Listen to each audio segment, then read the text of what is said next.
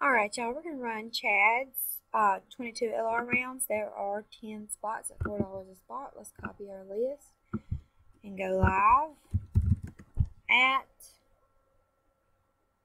138. It's 138. Paste our list. We have 10 spots. We need a 4 or higher.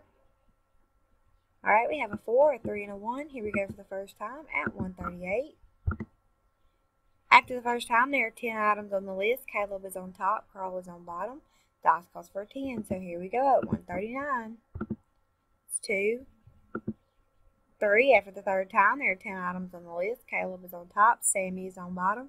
We've randomized 3 times. The dice calls for 4. Here we go for the last time at 139. Good luck, y'all. Alright, after the last time, spot number 10, Carl Hodges, you are the winner. Congratulations. There were 10 items on the list, and we randomized 4 times. The dice, 3 and 1, did call for a 4. We are done at 139. It is 139. Congratulations to spot number 10, Carl Hodges.